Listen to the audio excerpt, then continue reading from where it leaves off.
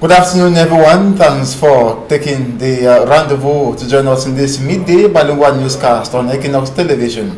Julien Bef, good afternoon. Bon après-midi à vous, Innocent Azé. Mesdames et messieurs, bon après-midi à toutes et à tous. Merci de choisir Equinox Télévision pour vous informer. La 6e conférence de reconstitution des ressources du Fonds mondial de lutte contre le VIH-Sida, la tuberculose et le paludisme s'ouvre ce mercredi à Lyon, en France. Le chef de l'État, Paul Biya, prend part à cette rencontre ainsi que plusieurs membres du gouvernement. Quels sont les enjeux d'une telle rencontre? Éléments de réponse dans ce reportage de Eric Watat et Xavier Fouca. Selon le gouvernement, à ce jour, l'on observe un retard du pays à verser la totalité de ses fonds de contrepartie dans la lutte contre certaines maladies telles le VIH-Sida, la tuberculose et le paludisme.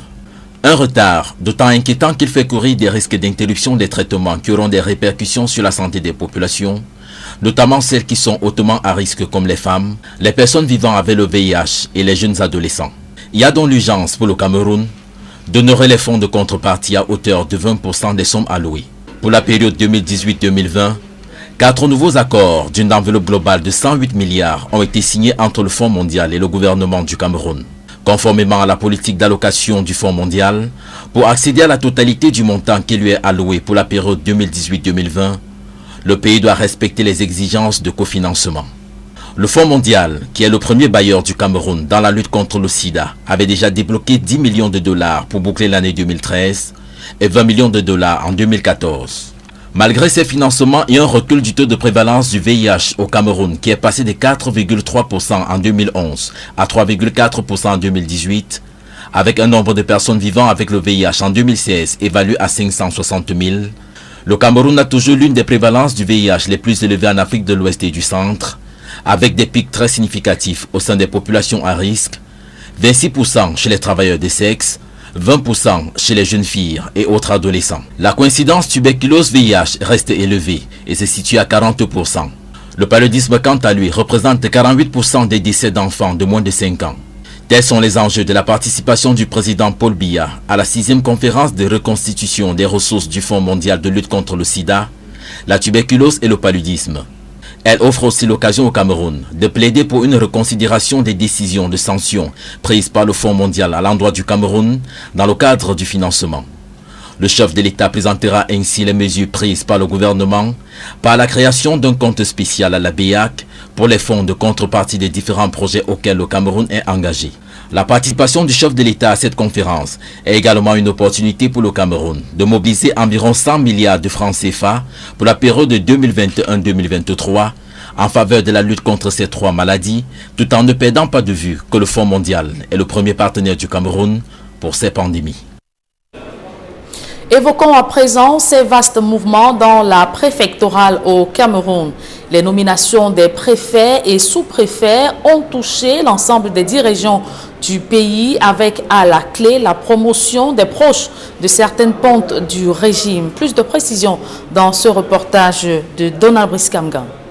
Leurs patronymes seuls ont souligné leur nom dans le décret présidentiel de lundi soir. Sous-préfet de l'arrondissement de Kribi 2e depuis 2 ans, Gilles Christian Sadi, le fils de l'autre, est nommé secrétaire général des services du gouverneur de la région de l'Ouest. Dans le Vaury, Jean-Philippe Gomebeu, le fils de l'ancien ministre de la Défense, premier adjoint au préfet depuis un peu plus de 2 ans, est le nouveau sous-préfet de l'arrondissement de Dibombari dans le département du Mungo. À Douala Premier, la fermeté de Jean-Marie Tchakui est sollicitée dans ses nouvelles fonctions de préfet du département du Coupé-Manengomba dans la région du Sud-Ouest. Quand le chef de l'État vous désigne pour servir dans un tel département, il sait pourquoi il vous envoie là-bas. Et je pense que c'est un nouveau défi, mais un défi que je vais relever avec le concours de l'ensemble des populations du Coupé-Manengomba. J'ai d'ailleurs le plaisir de recevoir quelques élites déjà cet après-midi qui sont passés me féliciter. Et je pense que nous allons travailler ensemble pour encadrer ces populations et pour faire en sorte que ces populations se sentent intégrées dans la République. Après 2 ans à Douala 3e, l'équilibriste Nou Bello monte en grade. Il est appelé désormais à tordre le cou à la série de kidnappings avec demande de rançon dans le département du Mbéré, région de l'Adamawa. Et vous mesurez la responsabilité? Oui, nous mesurons le poids de la responsabilité. Le Mbéré, c'est un département comme je l'apprends à travers les médias et certaines informations qui est en proie à un certain nombre d'actes d'insécurité. Et nous ferons tout notre possible pour juguler ces actes d'insécurité liés non seulement à la crise qui sévit dans la République centrafricaine voisine, mais surtout aussi aux actes d'enlèvement qui de plus en plus sont devenus de moins en moins perceptibles. Donc non, c'est le lieu pour nous ici de marquer notre détermination à être à la hauteur de cette mission de lutte contre l'insécurité, mais également à promouvoir le développement socio-économique de ce grand département de la Damawa. 2 ans également à Douala 4e, et le tempéré Jean-Marc Kwambaga monte dans la région de l'extrême nord comme préfet du département du Diamari, à Maroua. Je prime le sentiment d'une personne heureuse, parce que chaque fois que vous entendez votre nom à la radio et qu'il s'agit d'un décret présidentiel, il y a de bonnes raisons d'être heureux, de remercier le chef de l'État et de remercier également le bon Dieu. Il servira désormais comme préfet du département du Oignon à l'est. Arrivé dans le département du Vouri en 2017, Joseph Bertrand Maché quitte Douala, le sentiment du devoir accompli. Je laisse le département du Vouri apaisé, je pense. Peut-être nous n'avons pas pu mener à bout les combats du désordre urbain, mais on a quand même jeté des bases. Alors, comme c'est une cause de relais, je passe le relais à quelqu'un qui n'est pas un groupe étranger en tant qu'autorité administrative dans ce département. Je crois qu'il pourra apporter sa touche pour compléter ce que nous n'avons pas pu faire. Le nouveau préfet du département du Vouri est Benjamin Boutou. Il était en poste comme préfet du département du Nion-Esso, en Balmayo, dans la région du centre, depuis 2016. Aussi bien chez les préfets que chez les sous-préfets, les nominations ont touché l'ensemble des 10 régions du pays. Et après ce vaste mouvement préfectoral effectué par le chef de l'État, de nombreuses curiosités se dégagent. Selon des analystes, la réconfiguration de l'administration locale cache bien des enjeux électoraux avec la tenue des législatives et municipales à venir. Plus de précisions avec Guizogo. Un énième mouvement vient d'intervenir dans la préfectorale. Cette fois, contrairement à ce qui s'est passé lors des derniers événements de ce type, les changements s'avèrent plus profonds, même si des administrateurs ayant atteint l'âge limite de la retraite restent en fonction. Parmi les faits à relever dans ces nominations dans la préfectorale, il y a la traditionnelle promotion du sous-préfet de l'arrondissement de Yaoundé 2. Cette fois, son titulaire, Yampen Ousmanou, est promu préfet des Hauts-Plateaux, dans la région de l'Ouest, où il pourrait retrouver Maurice Kamto sur son chemin, lui qui s'est souvent illustré par la répression des manifestations publiques. Autre fait marquant, le chamboulement complet observé dans le département du Vouri sur l'ensemble des sous-préfectures et la préfecture désormais coiffée par Benjamin Mboutou, jusqu'ici préfet du Nion-Esso, dans la région du centre. Là aussi, la perspective des législatives et municipales de février 2020 n'est pas à exclure de ces scénarios où l'on note la promotion de Jean-Marie Tchakoui dans le coupé Manongouba. Celui-ci devra bien faire valoir sa poigne habituelle lorsqu'il était question de museler l'opposition à Douala. Enfin, ces nominations dans la préfectorale présentent une autre singularité avec la promotion des fils des figures du Sérail. Ainsi, Gilles Christian Sadi, jusqu'alors sous-préfet de Kribi 2e, est promu secrétaire général de la région de l'Ouest, alors que Jean-Philippe Ngomebe passe de premier adjoint préfectoral du Vouri à sous-préfet de l'arrondissement de Dibombari. Une tradition de père en fils qui se perpétue dans la République. Et des publi-reportages dans ce journal après la détection de nouvelles affections encore peu connues chez les personnes atteintes du VIH-Sida. L'Université des Montagnes vient d'organiser une journée de réflexion sur ce phénomène. C'était au cours d'une rencontre tenue au campus de Baganté. Reportage. Initiée et organisée par le docteur Christine Mandengue, une journée de sensibilisation sur l'histoplasme et le mycétone chez les personnes infectées par le VIH vient de se tenir au campus de Banekane de l'Université des Montagnes de Banganté. Ce symposium a vu la présence d'un invité de marque, le professeur Guy Pascal Ngaba, mycologue et enseignant à la faculté de médecine et des sciences pharmaceutiques à l'université de Douala, invité spécial du docteur Christine Mandengue. Dans le vif du sujet, la conférencière du jour décline ce qu'il faut entendre par histoplasme et mycétone chez le patient atteint du VIH. Selon ses explications, il s'agit de deux infections mycosiques pour la première et à la fois mycosiques et bactériennes pour la seconde, marquées par un lourd pronostic pour les personnes infectées par le VIH-Sida. À l'appui de cette démonstration, des vidéos sont venues conforter les dires de la praticienne. Et lorsqu'on a fait quelques travaux, comme nous l'avons fait sur place, et qu'on se rende compte que les gens sont absolument...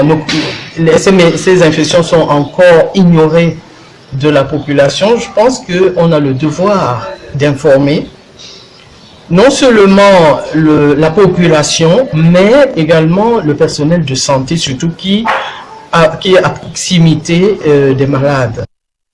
À son appui, son invité relève la dangerosité de ces affections classées maladies tropicales négligées. Ça a été un échange très intéressant avec les praticiens hospitaliers pour que les patients, surtout les patients immunodéprimés, puissent bénéficier d'une meilleure prise en charge. Au sortir de ce symposium, les apprenants de l'université se sont sentis pétris de nouvelles connaissances à propos d'affections qu'on commence seulement à appréhender. On sort vraiment étillé sur des notions plutôt mal connues. De son côté, le docteur Christine Mandengue poursuit cette opération de suivi dans le cadre des formations médicales contenues des cliniques des montagnes.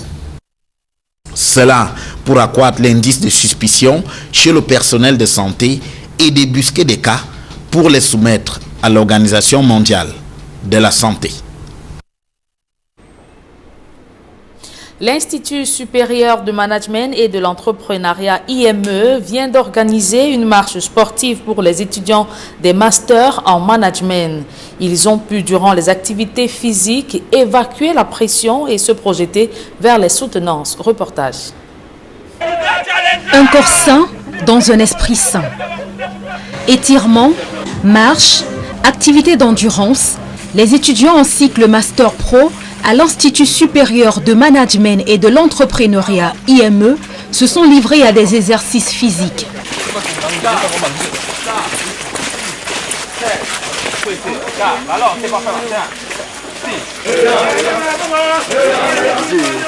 C'est en prélude aux soutenances des masters en management qui sont prévus en fin d'année. Nous sommes dans notre activité sportive qui est en prélude à la sortie des masters promotion 2017-2019 de IME.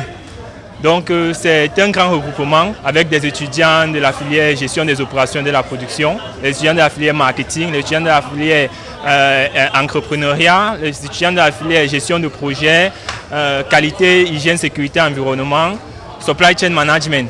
Donc on a bien tenu à se réunir, se rassembler, ou manifester ensemble pour jubiler, pour se défouler en prélude à notre sortie. C'est une joie de se sentir étudiant de IME. Le choix du sport n'est pas un fait du hasard. Cela vise à renforcer les liens entre les étudiants de IME et leur permettre de se libérer un temps soit peu avant le grand challenge des soutenances. Et pour cette expérience, le pari est plutôt gagné. Le sport est un vecteur social qui permet à ce que nous puissions nous rassembler et ensemble dégager les faiblesses que nous avons en soi.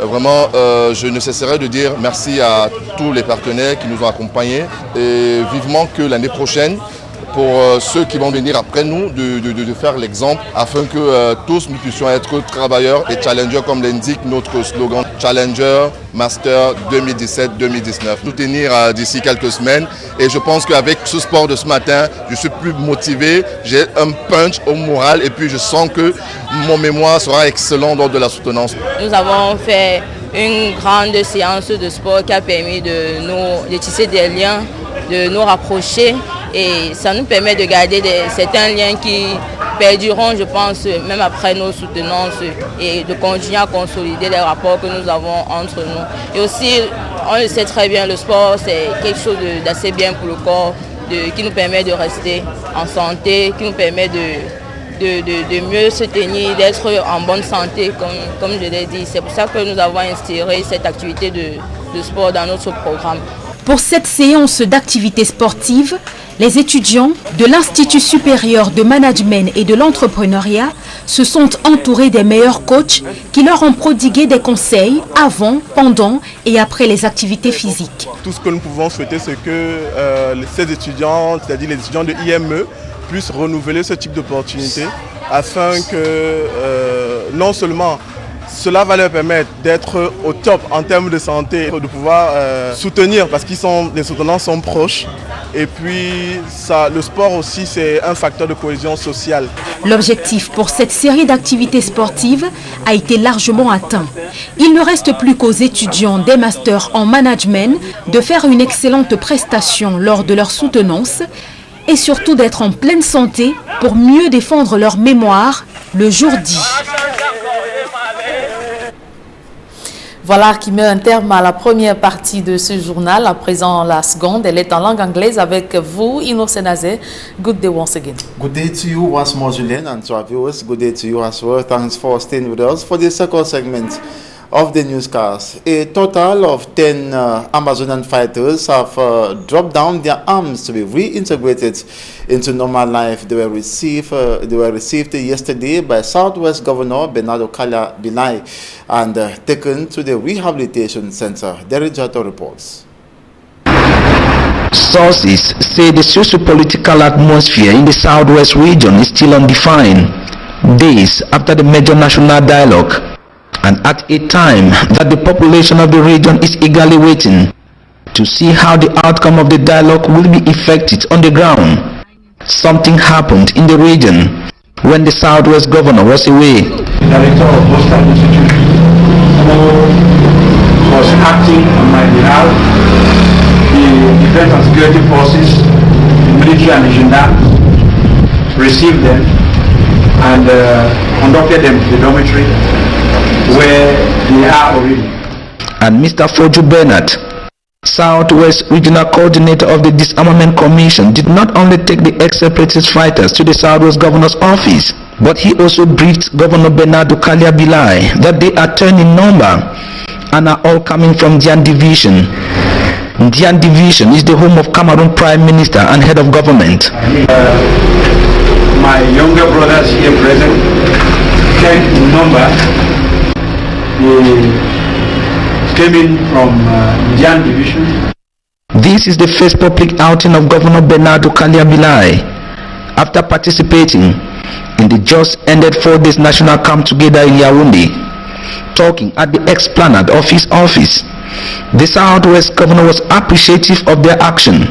I want you to trust the head of state, to trust the people who are managing the center, and you will benefit. So now that you are here, it is your responsibility to invite your brothers to join you. At press time, the same vehicle that brought them took them back.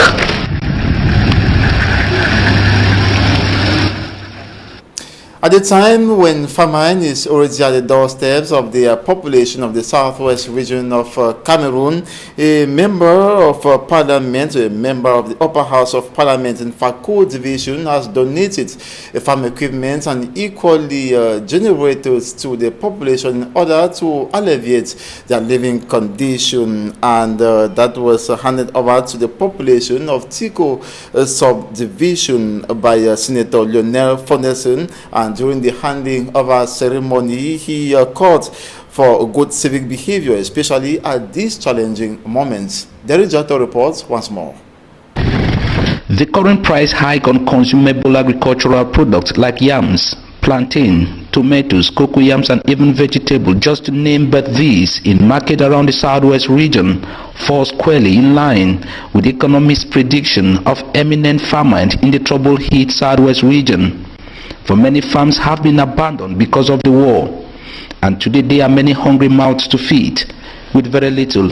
It is against this backdrop that Senator Lionel Fonderson, a CBDM member of the Upper House of Parliament from this Fako division, is intervening in his own way. I also donated some farming equipment to two farmers groups. There is the Ndongo Farmers Group and the Atelebang Farmers Group. One group based here in Tiko, the other group based in Mutengene. The epileptic power supply, especially in Tiko subdivision, saw Senator Fonderson donating, among others, generators to some health facilities in Tiko subdivision. I donated some benches and tables and generators and cleaning materials to two health centers, the health center at Norfolk here in Tiko and the one in Mutengene. At the donation ceremony, the divisional officer for Tiko subdivision, Anwapo Kletos Asungwe, thanked the member of parliament, calling him a true hunting dog of his people.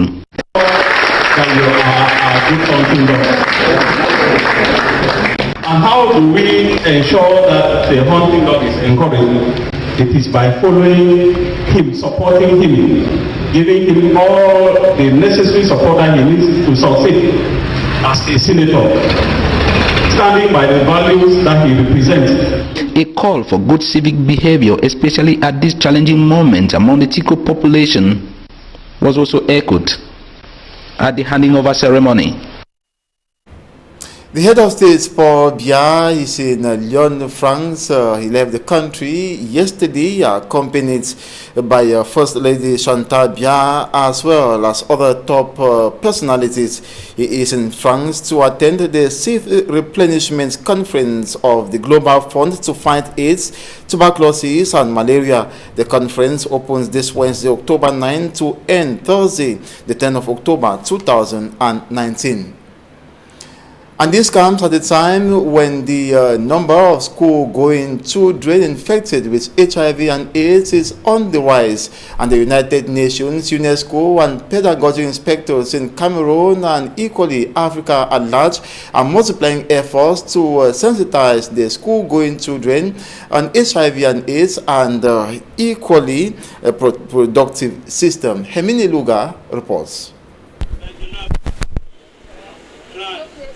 Based on observations made by national, international experts, educationists and UNESCO, since 2004, the school milieu is more and more threatened by the spread of HIV and AIDS. Globally, the annual number of new infections among children has almost halved since 2010, with a 47% reduction in new HIV cases. Some African countries are greatly concerned, amongst which is Cameroon. In a bid to reduce the spread of HIV and AIDS in the school milieu, a pedagogic approach is henceforth being promoted by the United Nations alongside educational systems targeting a simultaneous approach of educating school children on HIV and AIDS and the reproductive system. The objective of this workshop is to enhance the capacities of the national pedagogic inspectors and the teachers on the HIV, AIDS and the sexual education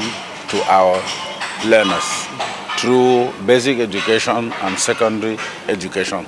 So at the end of this workshop that will take 3 days, we expect the 30 participants to be able to go and teach the other in the various schools so that it will boost our students to know what to do and to put themselves in good condition to grow healthy for a healthy Cameroon. Done via a workshop, the target is to empower trainers on pedagogic guidelines for a more developed and competitive educational system on health aspects for the well-being of school children considered vulnerable. Trainers of the teachers, not parents. It means if there's any possibility, maybe discussion through PTA will be able to give some advice to parents, because you cannot educate children only in school, but you have we can educate them through their parents too. But for now, the workshop concerns the teacher mainly. While noting that one of the most devastating impacts of HIV is the loss of whole generations of people in communities hardest hit by the epidemic, the United Nations longs to preserve children who are the future and more vulnerable. Relatives and defense lawyers of CRM detainees in Kongsamba in the Mungo division of the Littoral region are disappointed over the continuation of proceedings against the 1st of June peaceful protesters, despite the measure taken by the head of state Paul Biya to ensure that militant supporters, sympathizers of the party are freed, and many of their relatives returned to their homes in frustration after judges of the Kongsamba Court of First Instance decided to adjourn the case to November the 12th, 2019. More in the following report. Wave of the presidential clemency on the CRM detainees is yet to sweep across Kongsamba in the Mungo division of the Littoral region, where some of the party's militants, supporters and sympathizers were arrested during a peaceful protest on June the 1st and detained. We expect that the measure that has been signed by the president to release all militants of the MRC who were arrested with respect to the post-electoral crisis should be released. So that measure should not only be at the level of the military court, it should be extended as well to the common courts, that is Kongsamba, which is one, and Douala as well. So we expect that the judge, when she will be proper to sit in the case, will obviously release them so that they can now return home free. Many are baffled, some disappointed as to why the head of state's mercy should be limited only at the level of the military tribunal, while those appearing in other courts like the Kongsamba Court of First Instance are still being judged and their case adjourned repeatedly. Has been adjourned to the 12th of November. This is another adjournment because the last court session witnessed a recusal of the judge. So we are still waiting for the decision coming from the President of the Court of Appeal of Littoral with respect to that refusal that was made against her. That is why the case has been adjourned for the 12th of November, which is but normal. So we just have to suffer the consequences and wait till the 12th. From a happy to a frustrated look, relatives of detainees had no other choice than to depart from the court premises for the November 12th rendezvous with hope their loved ones will be freed.